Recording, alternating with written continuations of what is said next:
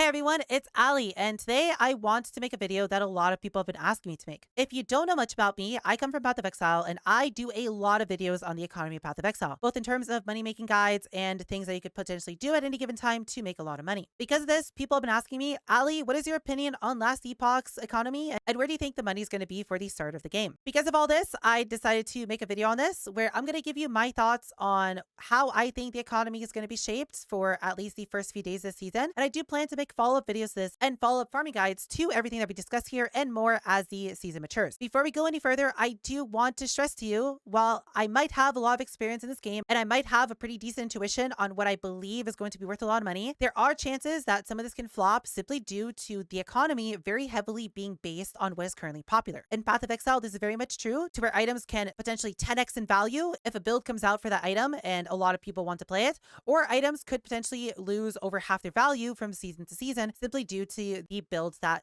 item is used in falling out of popularity. I do have a pretty decent grasp on what I believe is going to be very strong at the start of 1.0, but again, I could be wrong, so take what I say with a grain of salt. Now, before we go any further, I want to talk about where the main money is going to actually come in Last Epoch and where I think most people should be farming. So the economy is mostly going to be shaped by two things. One is going to be exalted items that either have 2 exalted rolls on them or tier 7 rolls or tier 6 rolls on good bases. These items are going to be very difficult for me to tell you exactly which ones to farm. It's going to be something that we most likely are going to have to talk later about once we see what builds are popular and once we see what the economy actually wants. This is going to be something that at the start of a season, you're going to have to use your intuition to figure out what is going to be worth money. But typically, pretty much any exalted item that's going to have an exalted life roll on it is going to be worth a decent amount of money, or anything that has an exalted attribute roll on it. For example, rings with exalted dexterity or exalted intelligence are going to go for quite a lot of money. Any sort of exalted vitality should go for quite a bit, and other really useful stats such as exalted armor shred,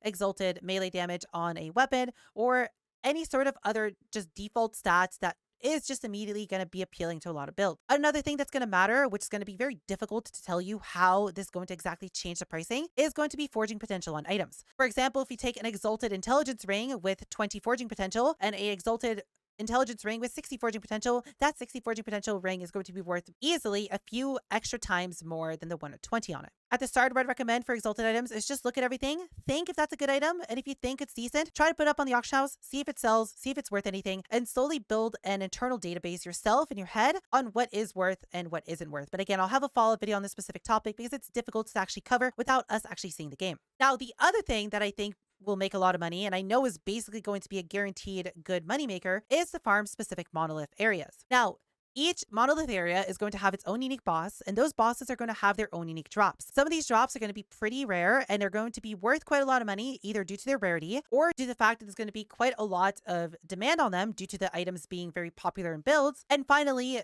the fact that they could potentially roll with high LP on top of the fact that they only specifically come from boss drops, making them worth potentially millions and millions and millions of gold. The other thing to consider about specific areas is the way that they allow you to target farm. So a good example here is Blood, Frost, and Death. Blood, Frost, and Death will sometimes show you nodes throughout the Echo Web that are going to give you unique body armors. Unique body armors are currently pretty popular in Last Epoch, and there's a few that are going to be worth quite a lot of money, even if you don't get anything good on them. Things like this are going to be something very important to consider, because if you can get yourself a zone that has both very good, unique base type items to farm, as well as having very expensive boss drops, meaning that you can potentially make quite a lot of money farming both the bosses and just generally doing echoes throughout the whole web. So the first one that I do want to talk about is going to specifically be Blood, Frost, and Death. Now, personally, I think at the start of the season, at least for the first week or two, this is going to be the best moneymaker in the game, and I don't think anything is going to come anywhere close to it. The boss for Blood, Frost, and Death has 3 very powerful items that are currently used in quite a lot of builds, and I do not see a reason for the popularity of these items to crash at all going to 1.0. First, we have Frostbite Shackles, which is used by quite a lot of Runemaster builds. Now, currently, all the Runemaster builds abusing this are abusing a bug,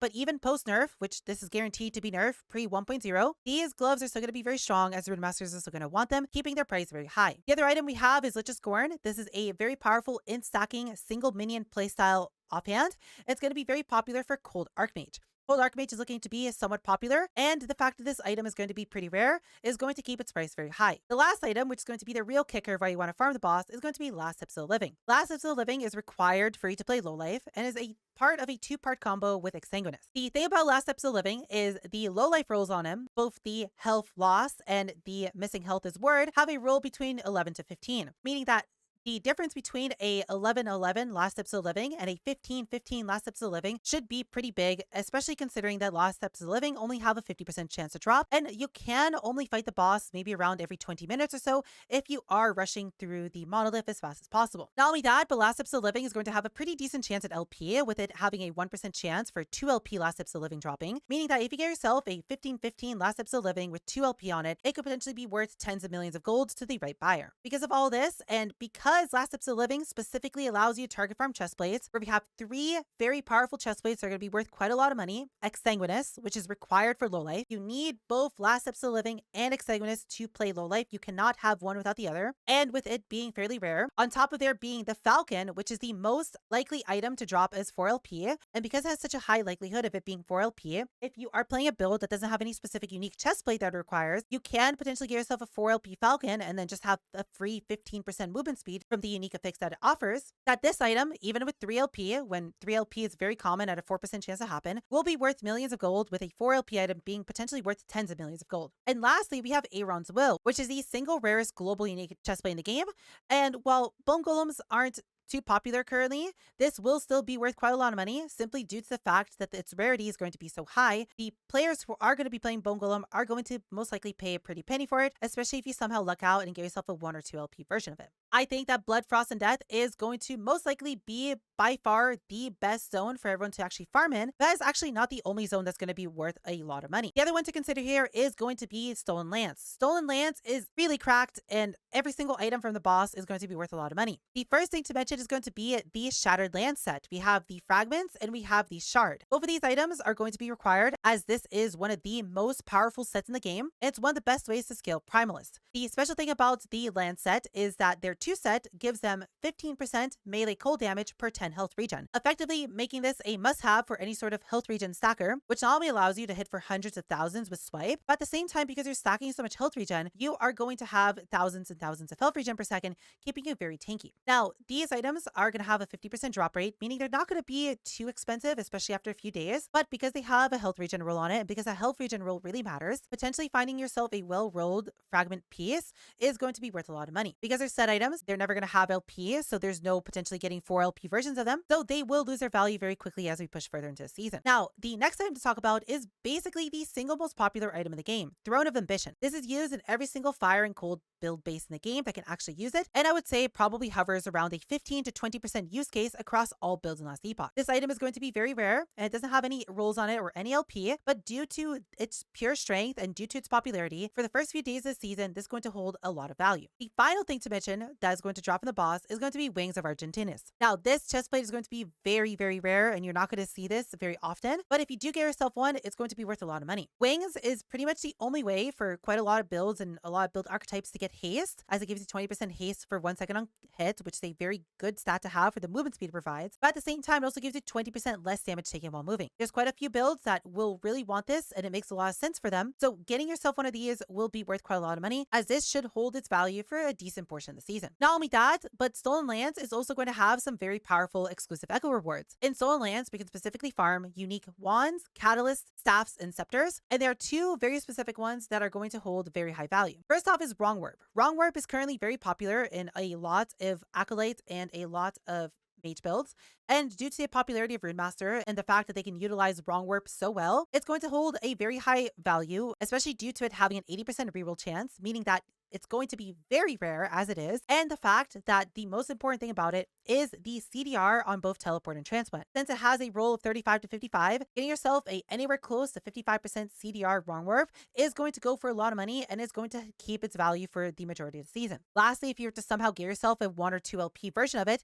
with a very high CDR roll, it's going to be worth a stupid amount of money, and it's going to make you very rich if you can find one. The other thing to mention here is going to be Omnividence. Now, Omnividence is the 3rd rarest item in the game. It's going to be something that'll take you quite a long time to actually see one of. But if you somehow do find yourself one, because it's best in slot for Void Knight Auto Bomber, which is going to be very popular at the start of the season, which I also have a whole build guide on, which I'll link in the description below, Omnividence should hold its value, especially since it is straight up unbeatable in that build and in quite a lot of other Void builds. Due to the sheer rarity and due to the fact that it's such a best in slot item, it will always hold high value. And if you can somehow get yourself one in the first few days of the season, it's going to be worth a ungodly amount of money if someone can even have enough gold to buy one off of you. Because this, I think Stolen Lance is going to be a very good farming option as well. It's going to be a good alternative, especially if Blood, Frost, and Death is so overfarmed that a lot of the unique items from it lose a lot of their value if they don't have LP on them. Now, there are quite a lot of other honorable mentions, but I don't really think any of them are going to be worth farming, with the exception of potentially Reign of Dragons. Now, Reign of Dragons isn't something you'd really want to farm simply due to the items that you want to get here being very rare, but it's something that's very good to farm due to the blessings from Reign of Dragons being some of the most broken blessings in the game. Meaning, while you are farming for a good, well-rolled blessing for your build, you could potentially make quite a lot of money during the boss at the same time. The main thing to talk about here is going to be Twisted Heart. Twisted Heart is another extremely popular item, and it's used as a major defensive layer in quite a lot of builds. The thing about Twisted Heart is it has a very low drop rate, somewhere around 10% or so, meaning that even just finding one, especially in the first few days, is going to net you quite a lot of money. Because the implicit on it is increased health, which is a very important stat for Twisted Heart builds, and because the defensive layer portion of it has a roll between 10 to 13, a potentially well-rolled Twisted Heart, due to its rarity, could be worth a lot of money. The other honorable mention to mention here is that we can get unique axes while farming in Reign of Dragons, and the one that really stands out to me is going to be Clever Solution. Clever Solution is really powerful because it sets your intelligence to whatever your strength is. Typically in Last Epoch, if you were to, for example, stack one specific attribute, you can get to about 100 to 110 of it with heavy investment. The thing is, if you're going to do that, you can't really go past maybe 30 to 40 in a different stat, meaning if you were to play a build that wants both high strength and high intelligence, Clever Solution is a great way for you to do that by letting you just stack strength and then effectively giving you 100 free intelligence. This item has one particular build that's going to be very powerful in, and that is going to be Low Life Swipe. Low Life Swipe is a build that scales off of strength. It's going to need a very large amount of word retention, which Clever Solution effectively just gives it 400% word retention in a single slot, that this is going to be a very popular item for the build. The other thing to mention about it is you have a 1% chance when you get a Clever Solution that you get yourself a 3 LP version of it, meaning that getting high LP Clever Solutions is going to be fairly common, meaning that they're going to be worth quite a lot of money. Because people aren't going to necessarily be farming Reign of Dragons, finding that 3 LP Clever Solution will give it added value due to the fact that most people are most likely going to be farming Stolen Lance, or they're going to be farming Blood, Frost, and Death.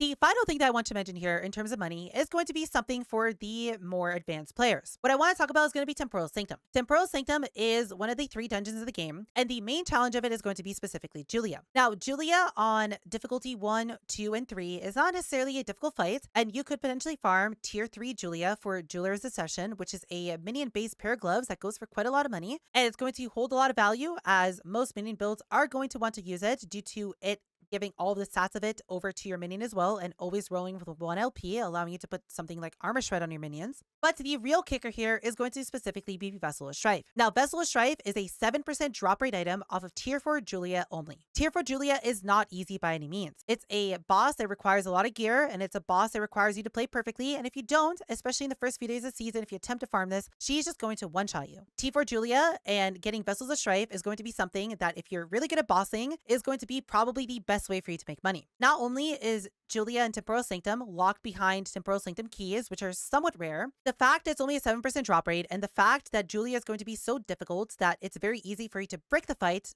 completely losing the run, meaning that Vessels of Strife are not only going to be very rare, but if you are somebody who can actually farm T4 Julia, especially in bad gear, at the start of a season, is going to be a way for you to make a lot of money. If you're interested in farming a boss for all of your money, and you're interested in potentially a very good get rich quick scheme, this is a good option for you if you are somebody who is comfortable farming bosses, and if you're somebody who can do mechanics and adapt to a boss fight very quickly. Those are all my predictions for the start of the season. I think I will do a follow-up video on Blood, Frost, and Death and Stolen Lance as we get further into the season, just to see how they hold up and to see what the money per hour will be if you were to actually go farm them. But I do think they're going to be very strong options, and the fact that the Blood, Frost, and Death boss is so easy to fight means that it'll be very easy for quite a lot of builds and quite a lot of different skill levels to be able to farm it and make some decent amount of money very easily. If you have any questions on this, feel free to leave a comment in the description below. I'll be more than happy to answer and help you as soon as I can. Or if you want to come by Twitch and either see me farm these methods yourself, or if you just want to ask the question to me personally, I'll be more than happy to answer for you there. Or if you simply just want to come hang out with all the cuties on Twitch, I'll be more than happy to have you in our community. And that, cuties, I hope you enjoyed the video, and I hope you have a wonderful rest of your day.